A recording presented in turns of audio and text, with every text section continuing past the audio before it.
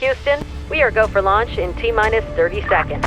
Every day I become a better operator. Whatever it is, and it happens. Why? Because I don't take time off. We are green on all engines, sir.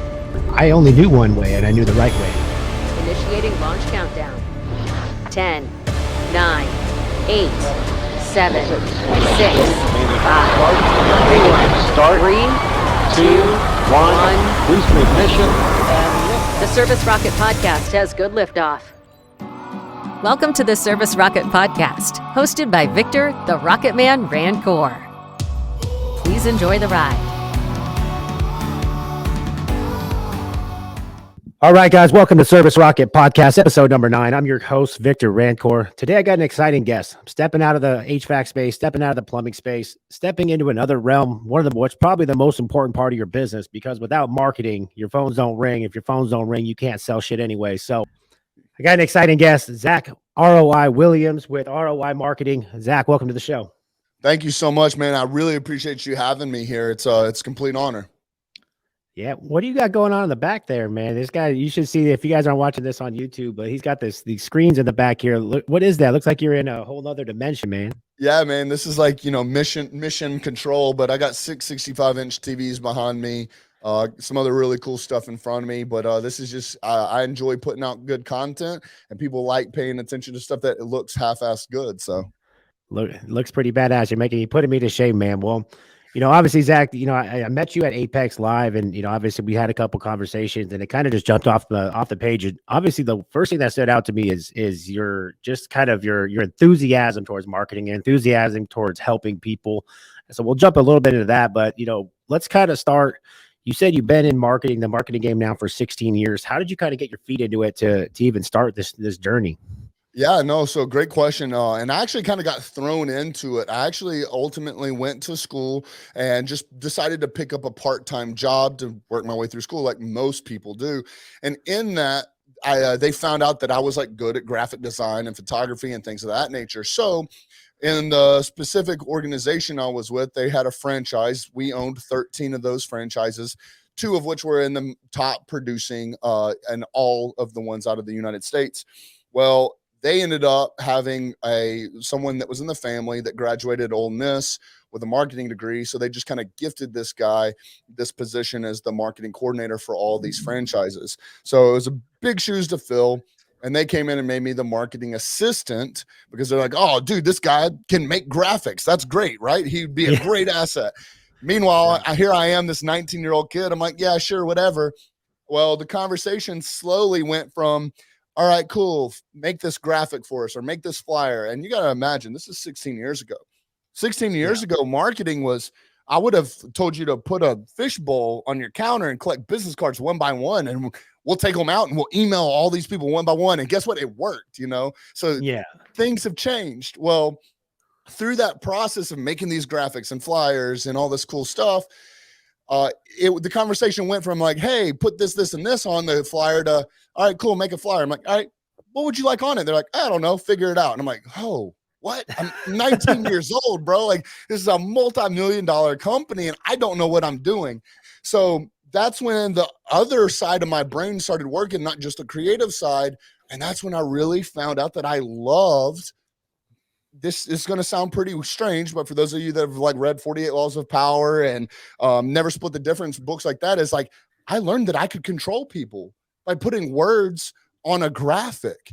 And it was really cool to me to see how I could come up with these concepts. Not all of them worked, but I could come up with these concepts and literally see income come into the business. So anyways, real quick, it went from, just put whatever you want on it, to where I was coming up with these strategies. Here I am at this 19-year-old kid coming up with these really awesome strategies, so much to this extent that I ended up sitting in one of the board meetings for all 13 locations, again, a multi-million-dollar chain organization.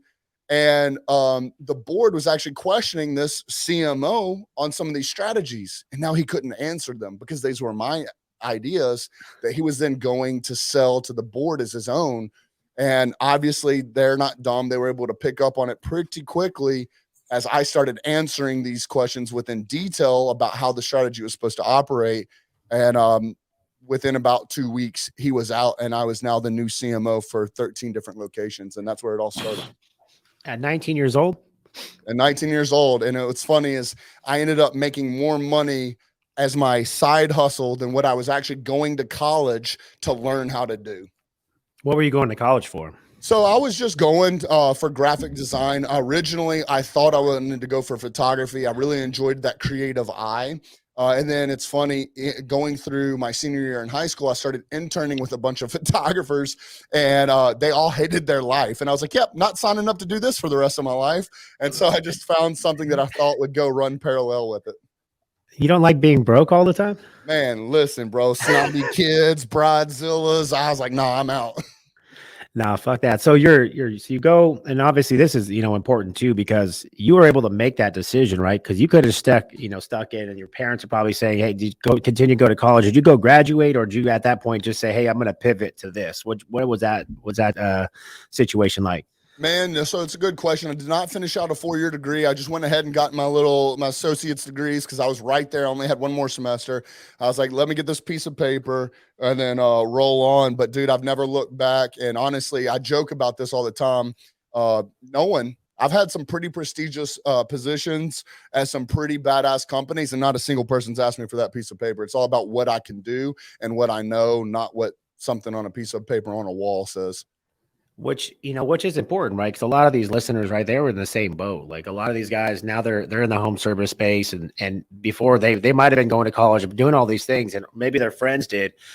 For me, the funny thing is a lot of my friends that went to college are now working for me, and they're trying to get into the trades, which is kind of crazy to think. But to be 19 and be able to find something that you got passion for, and then be able to turn that into a job is pretty badass in itself, because most people don't ever get to do what they want for a living. And it sounds like you found it pretty early. So that's pretty sick. Yeah, man, I'm definitely lucky. Even now, when people ask me about quote unquote my job or this or that, I tell people that I just have a hobby that pays me really well. Like, I really do love what I do. So you're 19, you're working at you're working at a big corporation. What was that like? Like, obviously you sit in a board meeting, you're just a kid. You're a kid in a meeting. How was that the environment like? Was there a lot of kickback, pushback as you guys were growing and things like that? Because I know corporate culture is a whole different beast than going in and going marketing for a small time organization. If you got multiple locations, I mean, you got to probably run all your shit through different levels of people. How did you finally get them to say, okay, hey, look, we trust this guy? How long did it take? Did they start trusting you right away, or did you kind of had to earn it over the next couple of years? So great question. So a lot of the people that we ended up interacting with had already seen the results I was producing. They just didn't have a face to go with it, because what was going on is shit rolls uphill. At this case is my CMO at the time was coming to me, bitching about me like, yo, we need to get results up at this location, this location, this location. And technically my position at the time was the marketing assistant. So I was doing all the quote unquote bitch work. But when I say doing the bitch work, really, I was coming up with all the strategies and putting an actual program in place to present it. So when he would then go and turn those results over, he looked like the hero. And so there was definitely a very strange sequence of events that happened in that board meeting when they saw the light switch change, where they realized it was not him and it was me behind everything. So at that point, they kind of did not have an ability to ignore it. However, I will say, when I moved past there and proceeded in my career with some of these rather large companies, as I would introduce myself or as I would present programs and projects, I was doing most of this through email at the time versus they saw a level of experience. They saw a level of professionalism come through those emails. And I would assume most of them in an educated mindset would understand this makes sense, right? Versus when I would come into the meeting, here I am, like you said, a young tattooed guy. You can imagine the pushback I got at that point, which then had me correcting a few people that signed my checks of saying like, look, dude, you already backed it, but now you just think because of my image, my age, and all this, that I don't have the experience or the knowledge that I do. Well, let's talk a little bit about that. Obviously, the new generation, right? Almost everybody has tattoos, right? But you got tattoos, people that can't see you on, obviously on the podcast, you got tattoos on your hands, you got tattoos on your arms. on your neck. I mean, how has that? How was that? Obviously, like you said, when they first see you, how has that changed over the last 16 years, or however long since you started getting the tattoos? I feel like now, it's not as taboo, I guess, to have that, but back then it was. Oh, dude. So back then it was insane. So the reason you see me who I am today, and it's funny, this might be actually really cool for people that are listening now, just because times have changed so much, is I was actually working for that organization when I first got, for those of you that are listening, you're not going to be able to see it, but on my inner bicep, I have a little like trident. And it barely hung out the sleeve of my collared shirt that I had to wear at that particular job. I mean, we're talking barely, maybe a half of an inch. They saw it and they're like, all right, you got to wear long sleeves from now on. And I made a very conscious decision of saying, you know what? I'm only here 8 hours a day, Monday through Friday, and there for a little bit, Monday through Thursday, working 410s. And I was like, you know what? Like, who am I trying to be right now? I've got a decision to make on, do I want to be happy with myself all the rest of the time that I'm not clocked in, or be someone else's little bitch right now for 8 hours a day, Monday through Friday? So literally, no bullshit. I got the receipts to prove it. Literally the next week came back with my whole sleeve outlined. I was like, you know what? I'm going all in on this. And then shortly, probably 4 or 5 years after, I was like, you know what? We're taking it to the knuckles. We're doing the neck. I'm going to let my experiences speak for itself. Yeah, and obviously in the home service space, we get judged within the first 10 seconds of knocking on a door, right? And I still remember the company I started with, like they were super anti-tattoo, super anti pretty much anything that wasn't, Boy Scout looking kid, and I still remember because like they wouldn't like the guys that had, cause I had tattoos, but I had to wear fucking long sleeves all summer long, right? So I'm sweating in attics, sweating all the time because I had to wear long sleeves. So if I rolled them up and they saw the tattoo a little bit, they would freak out on me. And then now this is, that's when I started about 7 years ago. I still remember I think it was like my second day ever working in the industry. I showed up late to work, which I already thought I was going to get fired, but I showed up with a shirt with about up to here as far as the same length. And all my tattoos are out. This is like an all company meeting. And the owner's he's from Kentucky. He's super old school. He looks at me in fucking disgust. And I'm just like, oh, fuck, I'm getting fired today for sure. And obviously they didn't fire me or anything like that. But after that, if they saw anybody, a trainee with tattoos out or anything like that, they fired them immediately going forward. So they changed the process. They were no longer allowed to wear t-shirts. They had to wear long sleeve shirts if they had tattoos from that day forward. And I still remember how fucked up it felt. But now, obviously running my own business, like I have plenty of guys. They have tattoos on their arms. They have tattoos on their neck. It's just part of culture now. And it's one of those things. It's like, you're really going to judge somebody based on their tattoos rather than their skill set. Right. And that was so common back in the day. Like they would disqualify you the second they saw it. So, I think it's pretty badass that you took the leap and did that. And it shows that you got the balls, right? So, that's part of being a business owner now. So obviously you got to have big ass balls to own a business. And it's obviously with everything going on in the world right now. So you went from that first company, you started working for some other bigger organizations. What kind of roles and titles were you working at with them?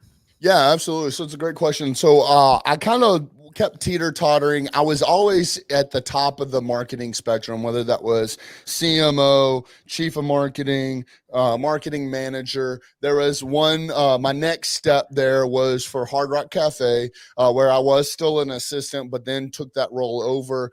And then simultaneously as accepting that role, I actually went ahead and moved laterally, I guess you would say, into a position for Harley Davidson. It was just kind of, it was just one of those opportunities I couldn't pass up to do two things that I enjoyed and loved.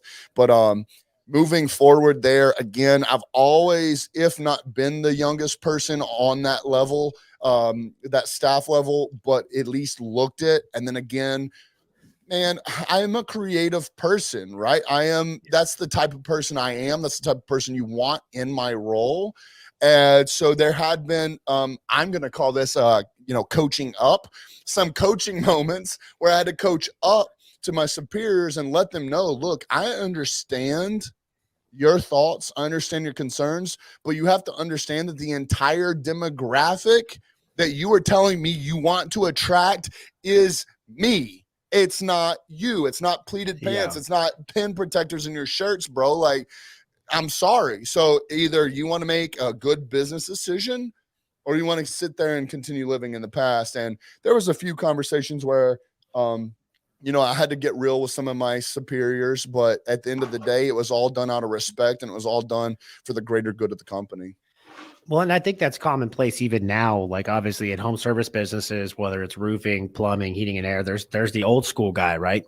And the old school guy cannot figure out why he started to get his ass kicked, right? Like how are people able to come into my space and I've been here for 30 fucking years and I know exactly what to do, and all of a sudden this, someone like me, right? A 30-year-old kid comes in and takes fucking market share in your backyard like overnight.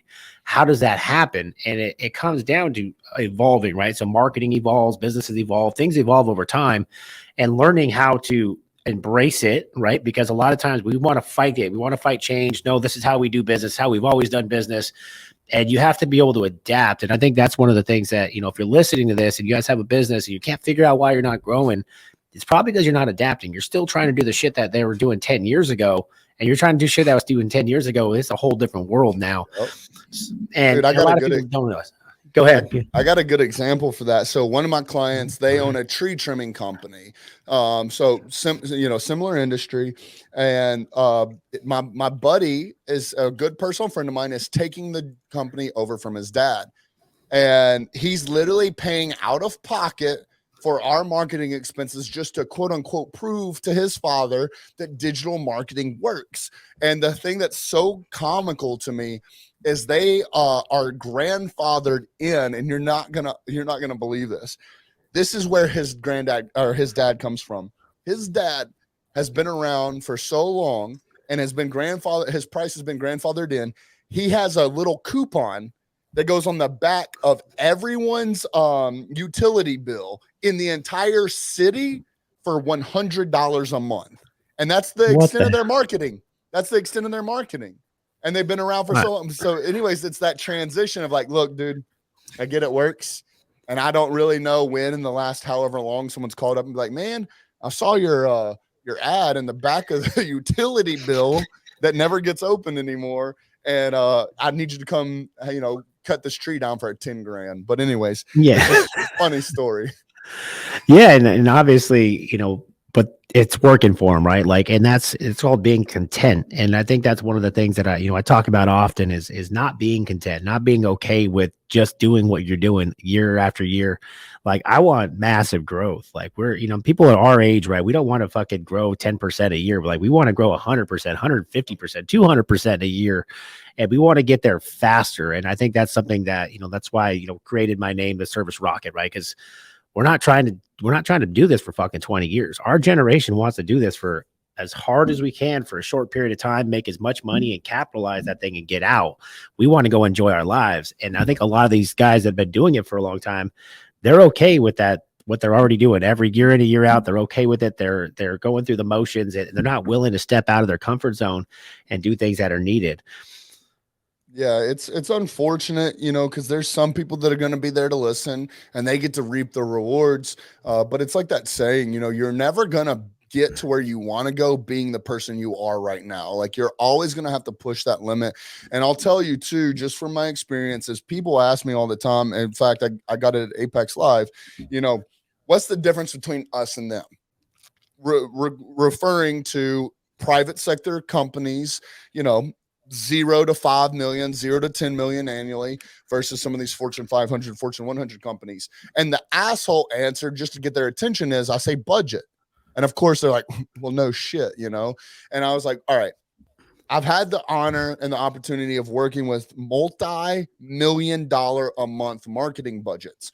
When you force all that water into a pipe, when there's a leak, it's much easier to see it when you have hundreds of thousands of dollars leaking out of it versus you're trying to spend $1,000 a month. You got a leak and you can't notice it because the water's coming out, draining all the way down the pipe. And now you don't know where it's coming from. So this gave me the opportunity to start noticing where some of these mess ups come in and notice them much quicker than when you're dealing with a smaller budget. So when I come in and tell you like, hey, Harley Davidson understands that if they want to do $100 million in sales a month, that they need to be spending, $60 million a month in marketing, because it's all about, for example, the more hands you shake, the more money you make, right?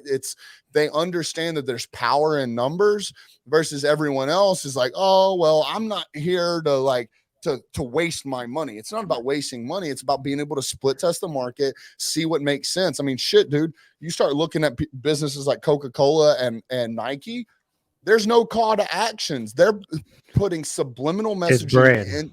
Dude, it's insane the psychology that these guys put into play.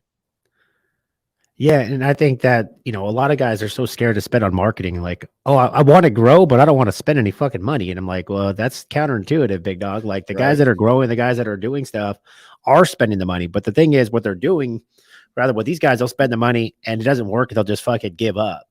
Right. If you really want to win, you have to try it, right? Measure it, track it, see if it fucking works. And if it works, double down on it. And if it doesn't work, you got to pivot immediately.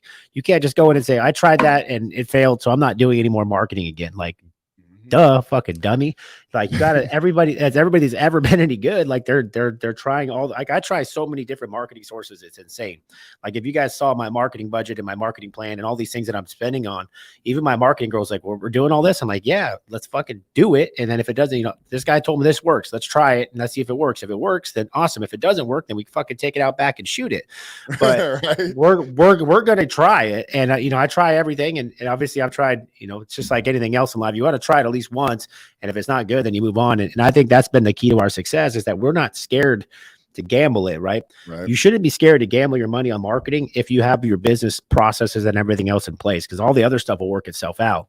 Now, if your business processes are all fucked up and then you say, I'm going to go spend $100,000 on marketing tomorrow, well, that $100,000 is going to be fucking burnt because you don't know what you're doing on the back end. But if you got everything else in place and all you got to do is put a little fucking fuel on that fire, then you got to start spending on marketing and try it. It's a shotgun effect. Figure out which one works and work that way. 100%. So now you work for these big organizations. How the hell did you go from working for these guys, working for Harley, to getting into where you're at now? So you're mostly in roofing and solar, correct? Yeah, so we've got basically two branches. One's more in the investment space. So we've got all these different, passive investments, passive income, automations, things like that. That's kind of, we fell into that niche. And then our chosen niche was the roofing and solar. We had just a bunch of people asking us for help there. And we ended up, funny story, we actually I'm just going to say this on this channel because I think it's hilarious. So we ended up developing this whole program, spent tens of thousands of dollars and several months developing this program for realtors, only to realize that we fucking hate working with realtors. You give a realtor, dude, you give a realtor like $200,000, $300,000 a year and you can't tell them shit. I could literally be like, look, come in, put this system in place, hire these 3 people, and we'll take you to 1.5 million next year. And they don't want to hear it, right? It's like, all right, cool. We'll enjoy working 90 hours a week for $200,000. Anyways, so we shelved that project for about a year, and then come through, the COVID, the scandemic, whatever you want to call it. And we ended up having our friends that branched off, started their own roofing and solar companies. And we were like, holy crap, dude, like this program is just tweak a few things and it's going to be perfect for you guys. We're missing one piece of puzzle, which was the data part, which was going to lead me to one of my points. Is there's 2 ways to market your company successfully. Either you buy the data first and then you market to that data, or you market your company first, build the data, and then remarket back to that data. It's all about marketing and data. So anyways, we found the data source that was going to apply to the roofing and solar outside of what we had for the realtors. We plugged and play and we started off to the races. And we actually call it virtual door knocking, because yes, you have your real door knocking, but no one wants to, be out there in the Texas 110-degree heat, the, Las Vegas heat, even down here in Louisiana. No one wants to be out there if you don't have to be. So we found a way to not only, and look, I'm a marketing guy. Y'all heard me at the beginning of this say that we used to put glass bowls on counters and collect business cards one by one. That used to work, right? So I'm all about, if it works, don't quit.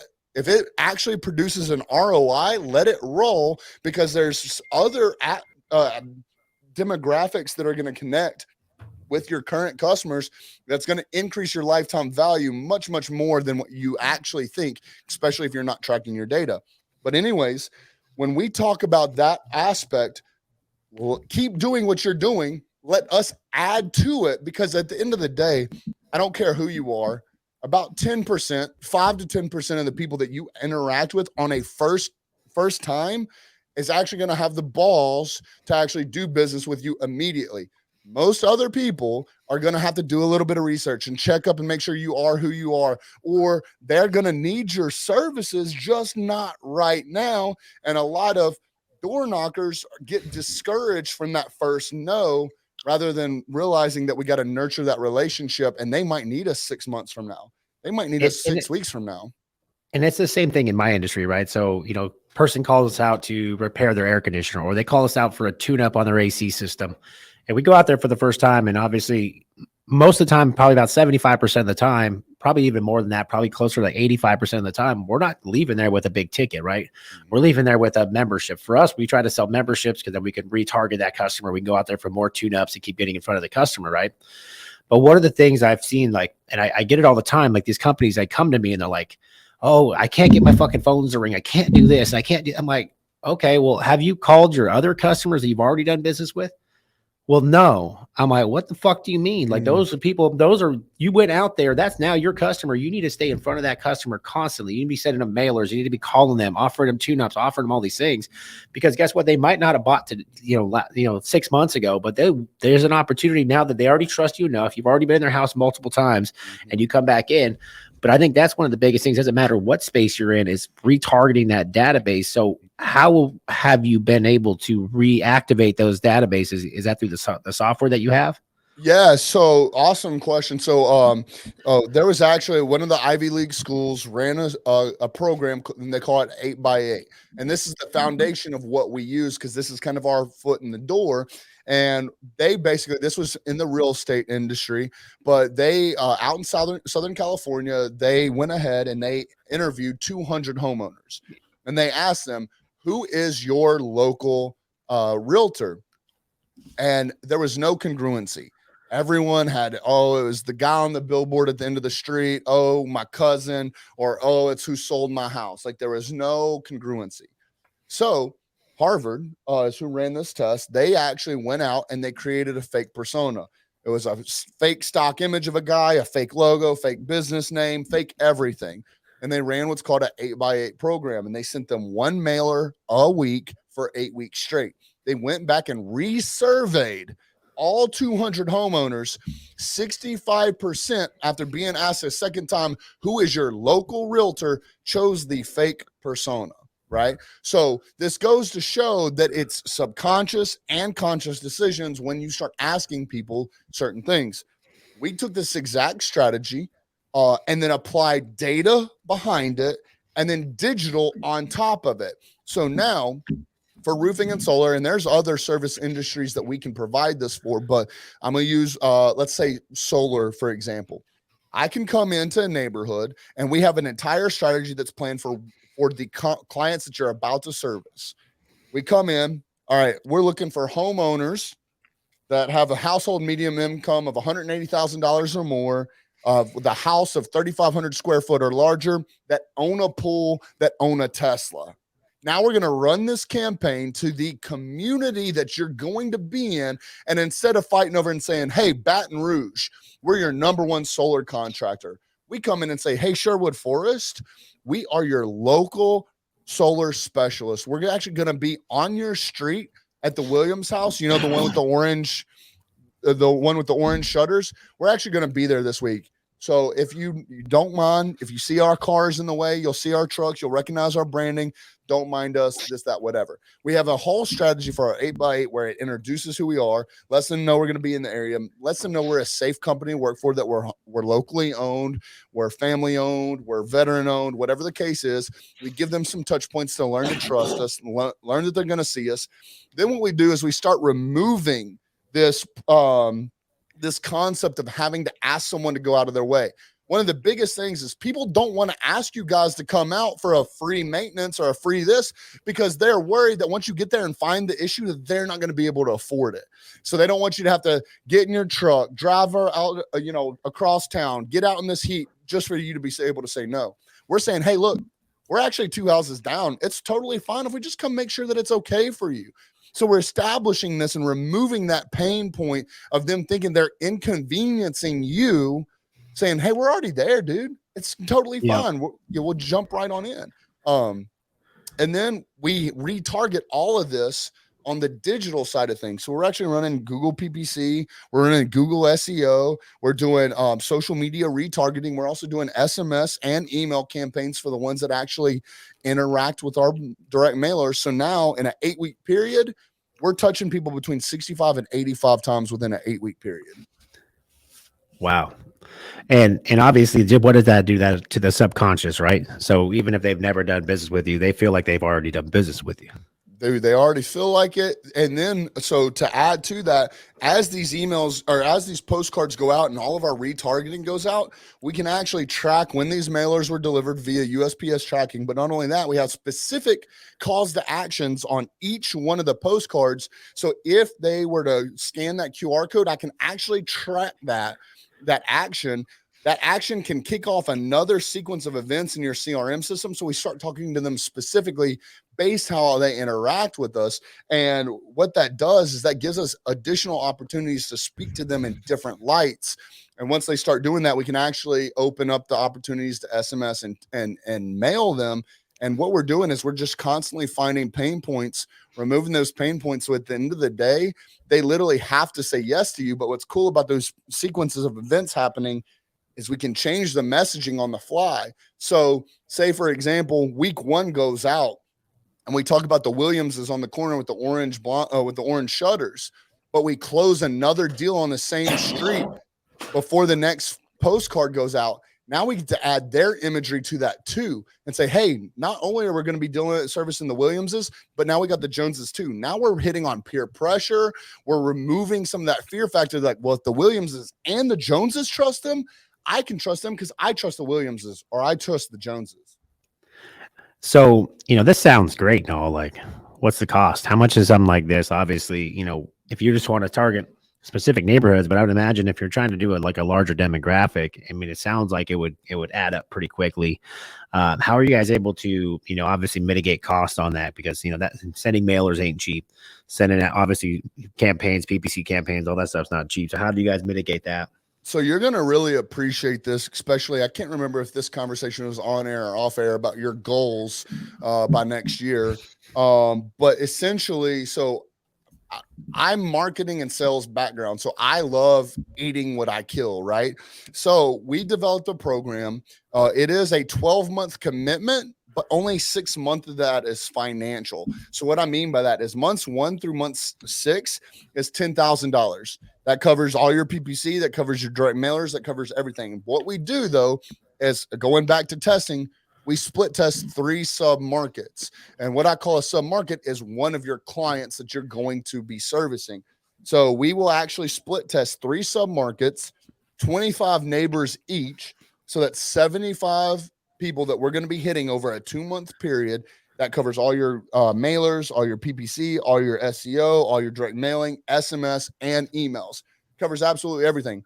Months 7 through 12, you're still committed with us because, again, this is a long play for us, but we only make what we eat. It's an 80-20 profit split. You basically just pay us like most people would pay their sales reps.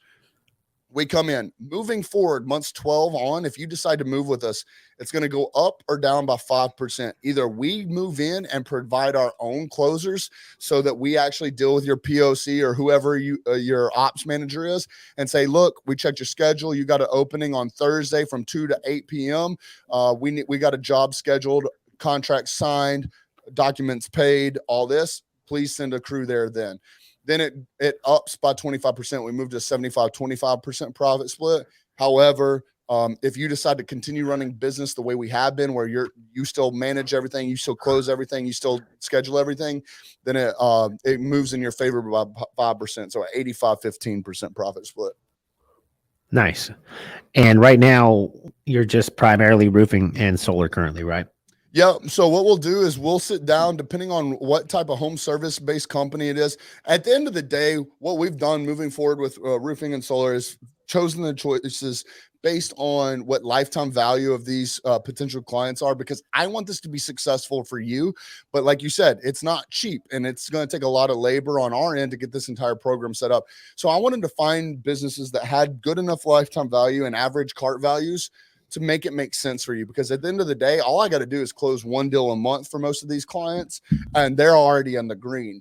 So we do have access to working this with other home service based companies. You just got to make sure that you can afford that $10,000 a month for 6 months. Yeah, and obviously most of the guys can afford it, and especially if it's going to give them a return, right? Like for me, if we get in front of one of those customers, obviously our average system's 20,000, we're making probably 12,000 in gross profit. Right. That's one deal, and for us in 6 months. For most companies, some guys obviously just like anything else, like even as a marketing company or whatever you're doing, you got to pick and choose your clients too, because Yes. not everybody's going to be a client, not everybody's going to be able to do this. But if someone really is like, hey man, I want to invest, I want to do something badass. I mean, to me, it sounds like a no brainer. Obviously I'm probably going to be interested when we get off this podcast having a conversation, because I like trying shit. I like making money. And I like obviously trying to do things that my competitors aren't doing. I like to win. Yes. So you got this ROI marketing. You started this, you said 3 years ago, right? Yep.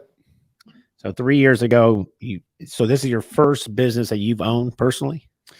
So technically like a real legitimate company. I started like, most of us have like a clothing line, and it went pretty well. I had a clothing line that did pretty well, but I was young. I was 17 well, no, I lied. I was 18 to 22, ended up having a really bad motorcycle wreck and basically bankrupted the company to kind of keep me financially afloat. And I haven't revisited it yet. But as far as like actually owning a company, running a company, paying real legitimate taxes, having employees and stuff like that, yes, this is my first. Oh, so it sounds like you started at a pretty shitty time then. So if I go back 3 years, that's like right before COVID. You want to talk a little bit about that, starting a business during that time? Yeah, so it was pretty interesting. So I walked away from corporate America, like I said, and I was doing good, as you could consider. Um, I was making, about 150 grand a year in corporate America, and then walked away from that almost cold turkey because I had a 6-week-old baby, and I was sick and tired of watching my 6-week-old baby grow up through this. And I was like, dude, there's no amount of money that's going to make me miss her first steps, her first words, all this. And I said, I don't give a shit what we got to do. I was somewhat financially smart at the time, and we didn't have a whole lot of bills. I think my monthly bills were like maybe $3,000 a month. So I went to my wife. I was like, we got to do this. And she had my back. I had to literally sit there in that moment, look my wife in my eyes and my daughter in her face and be like, I'm going to do whatever I can to do this. And, my whole goal of year one, first time ever, like I said, running a real legitimate business. I planned on running off a bunch of IOUs and stuff like that, cashing in some favors. And all I wanted to do is pay our bills and be able to spend time with my girls. And year one, we did in the beginning of the pandemic, we did 361 grand, and I put $147,000 into my own personal pocket, and it's been nothing but exploded ever since. That's freaking badass. So, obviously when the pandemic hit, or, whatever you guys want to bullshit hit in 2020, I mean, obviously, most people pulled back, right? A lot of contractors, and when it first happened, they pulled back on their marketing, they pulled back on everything. Cause I was, just like anybody else, my business was pretty new too at that point, and we didn't know what the fuck was going to happen. Cause I remember in March 1st, 2020, I went and took, I want to say $70,000 and put it into radio campaigns and all this shit. And all of a sudden by March, like fucking 20th, the whole country shut down, and all that money I spent on fucking all the radio ads went to nothing. Like my phones were not ringing, and I gambled the last little bit of money I had left. Like that was it. Like we got nothing else. Like, and I'm like, oh fuck, what's going to happen? And at that point I started pulling back on everything, and I'm fighting my marketing company. Like, hey, I'll pay you next month. I'll pay you. So like, how did that go about? Obviously, people probably trying to skimp on payments, stuff like that. Yeah. So this is why I'm like actually getting goosebumps, like thinking about it, just like looking back on like, bro, this was a fucking dog eat dog world at that time, because you had, bro, I can't tell you, like I had to sit on the phone with some people, like my heart goes out to business owners. You know, you had some people who are 3 and 4 generations in who lost their great granddaddy's business at no fault of their own, crying because they can't even afford to run marketing, but know that they need marketing to be able to continue growing. Anyways, so I ended up striking a lot of equity deals and knowing that I know I'm good at what I got to do. You just have to trust me a little bit. And the biggest barrier, so like when I first started getting into quote unquote digital marketing, even in corporate America, where I was having to go to these board members and fight with them and say, look, we need digital marketing. We need this type of marketing. It was like, oh, we don't know if that's going to work. We don't know if that's going to work. We don't know if that's going to work. Fast forward to when I was opening my own company, not thinking about how the world's evolved, me being, you know, my own service provider at this point in time, instead of an employee. My biggest confrontation wasn't, hey, you need digital marketing. It was, hey, I'm not like the other guys. Hey, like you're not going to waste your money here. So I had to get past that wall, and I kept going back to like, what's my $1 million offer? What's my purple cow? What's my one thing that I can offer these people to get my foot in the door? Because I know I'm good at what I do. How do I prove it to them? And I had to strike equity deals. So here I am. Luckily, like I said, we didn't have a whole lot of bills, but I still had to provide. Here I am looking at my wife and daughter, be like, yo, I landed a new client. Cool. How much are they going to pay us? Nothing. Nothing. You know, like shit, bro. So like, that's when I had to get real intentional. And dude, well, I mean, just look at that, man. You like, you know, if you guys aren't listening, this dude literally believed in himself so fucking much that he was willing to work for free because of how much he believed in his results. How many of you guys are willing to do that? You know, I talk to contractors all the time and they're like, I need more capital for my business and I need this. How much of your fucking own money are you putting into your business? Because if you won't put money into your fucking business, do you really think anybody else is going to believe in your business? So for what you did, I mean, that's pretty, first off, it takes a big pair of balls. So it takes a big pair of balls to do that, but it also takes an unwavering belief in what you're offering. So obviously I just want to kind of just touch on that because that's powerful for those out there. If you wouldn't take your own money and put it into your business, then you ain't got something you're proud of it. And he took his own money, his time and energy and went in and said, I'm going to go do this for fucking free because I know I'm going to get results. Yeah. Yeah, dude, I got goosebumps. Like I said, I don't think I've ever told this story like this on a podcast. So it was just, it was crazy, man. Doubling down on yourself and going back to something we had talked about earlier. And even going back to the dudes that are out here having a door knock. The beautiful thing I love about entrepreneurship, and I tell this to my head of sales all the time, is we make what we want. We literally can, if you are, and you going back to, you know, tracking your results, right? Like what gets measured gets managed. When you start learning to track your data, I can literally fucking tell you right now, my head of sales, if I want to make an extra $100,000 this month, in the month of September, if I want to make an extra 100 grand, an extra, I know exactly how many more phone calls my head of sales needs to make. Because I know what his close rate is. I know how many he has room for. I know what our profit margins are. I know what our percentage is, and I know what my take home is. I know all my numbers. So for me, when it came to working for these other companies, as our clients, knowing that whatever I eat, I kill, or whatever I kill, I eat, and what percentage I take home, bro. I had one client. One of our very first clients took him from an average of $1 million a year to $3.5 million within 12 months, gave him all of his time back.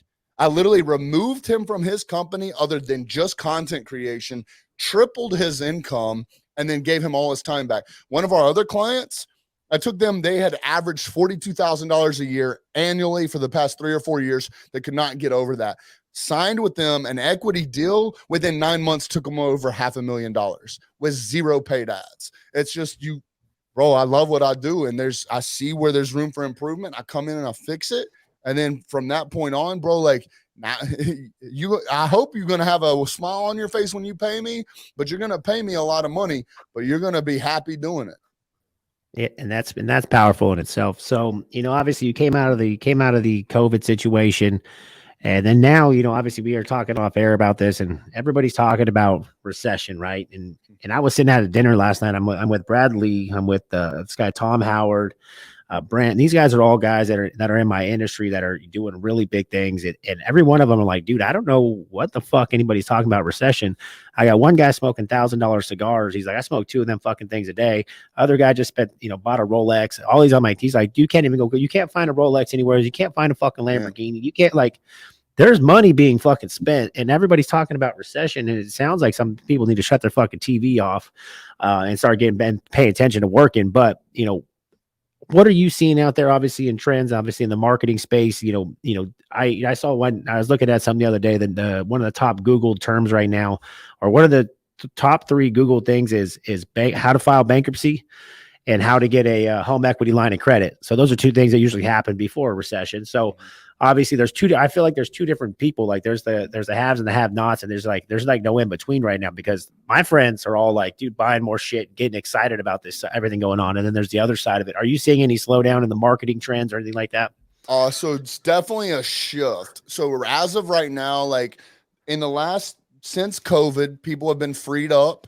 People have had a little bit extra time, and also people have gotten free money in the last few years. And so what I've seen happen, especially on the digital side of things, as people think now that one of the ways they can save costs is by doing their own marketing. So we're seeing a massive wave and influx of people doing their own social media marketing, their own social media management and stuff like that. This causes 2 things. This causes a way like overflow of just ad. I mean, you're talking about in a given day, you're seeing 20 to 40,000 ads. Now that's different.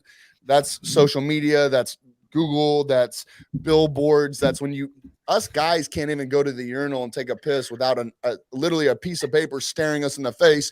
If not, I don't know if you've seen this new shit, the digital ones that change, we're constantly being advertised to. What this has done is this has removed the opportunity for dopamine releases on specific ads with specific hooks and calls to action.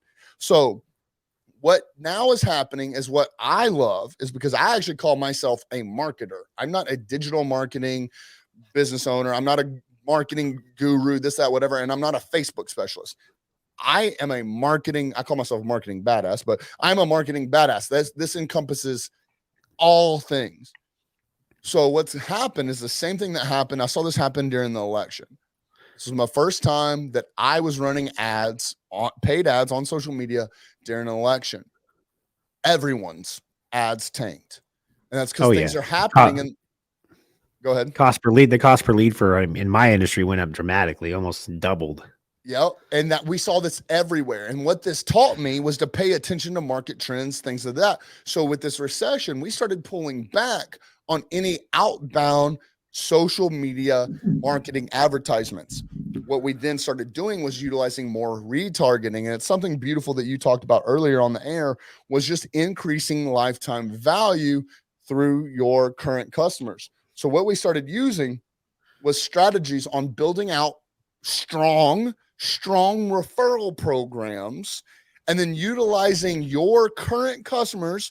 People know that they do business with people they know, like, and trust. Your customers already know, like, and trust you because they've already given you your wallet. Well, guess what? All of those customers have other people that know, like, and trust them. So we started developing these referral programs, and then using your digital advertisements to simply retarget back to them. And then that's where the difference is from all these cold leads that you're seeing, or cold ads that you're seeing. Those cold ads are dead. All right. You have to have a strategy and have some sort of retargeting. You have to have a purpose to talk to them. If you're just out here trying to blast, and that's why we started moving from the strategy for these people. Here's some free game for y'all that are listening. That's why we moved past, hey, Baton Rouge, we're your #1 roofing contractor. No. That's Bloody Water. Hey, Sherwood Forest, we are your local community specialist.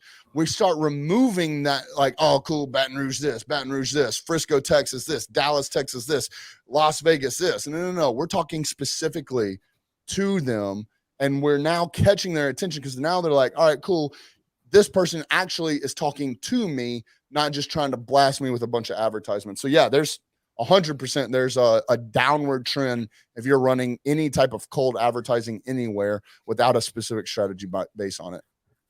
So you heard it here first. If you guys aren't retargeting your customers and you aren't using your data right now, you're going to be the ones fighting. You're going to be running uphill while everybody else is, is obviously eating. And I know that's one thing that's big with my business is retargeting, staying in constant contact, getting in front of those customers, selling memberships. Obviously, because you want to keep having that recurring revenue coming in. Those people keep doing business with us. A lot of people ask me, well, why do you, I think we sell a lot of memberships. And I always look at it like this. So for the home service and HVAC and plumbing, you want to sell these service contracts because it's like, I always tell people it's like this. If you have a Costco membership, you're not going to fucking Sam's Club, right? You're just not gonna go there. And if you have a gym membership, you ain't going to a different fucking gym. You're going to go to the gym that you're used to going to.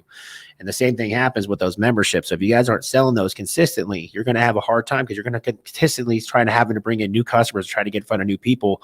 Where for me, we've sold, almost 400 memberships just this month. Wow. That's 400 people that are going to do business with us again, probably 2 more times a year, every single year for however long, right? So now that's how many over the course of this year, we're already almost at 2,000 new memberships. 2,000 memberships is a lot of fucking calls to go run, but that's a lot of customers are going to keep doing business with it. But if they bought a membership, the likelihood of them referring you to other people is very high. That means they trusted you enough to sign up to want to have you in their house 2 times a year. So if you guys aren't focusing on that membership, like my guys will go say, hey, I just sold a $20,000 system. My next question is, did you sell the membership? Right. And most people are like, what do you mean? Like, I would much rather have that membership to have that customer, retarget them and have that LTV of that customer than a $20,000 shot in the arm, like heroin. Like, it's a heroin shot in the arm. You got a sale today, but you didn't create a long-term customer. You didn't create that long-term, long-term gratification of having that customer. So that is very important. So if you guys are not focusing on that, make sure to focus on it.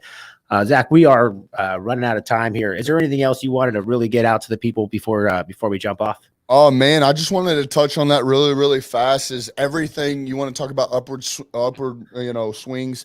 All the winners are moving to subscription models, and that's you creating a legacy, not just for yourself, but for your kids. There's a lot of opportunity there, and increasing that lifetime value. I can't hit on that enough. That a lot of industry people are focusing on acquiring new customers rather than keeping and extending the value of their current customers, and that's 8 times easier to do than locating a new customer. So that's all I wanted to touch on that. Awesome. Well, hey, thanks for coming on, obviously, to the podcast. It was a pleasure meeting you in person. I'm excited. Hopefully, I'll see you out in October at the Service Rocket Growth Summit. If you guys haven't got your tickets yet, make sure to get signed up at servicerocketnetwork.com. Zach, it was my pleasure having you on. If you guys, anybody wants to get a hold of you, how can they get a hold of you? Yeah, absolutely. On all social medias, you can find me at Zach ROI Williams. So that's ZACK ROI Williams. And check me out at ZachROIWilliams.com. That'll have all my contact information. Awesome, man. Zach, pleasure talking to you, pleasure meeting you. And then obviously we're going to have to talk offline to see what we can do working over at Absolute Airflow, my other locations, brother. Sounds good, brother. We'll talk soon. See ya.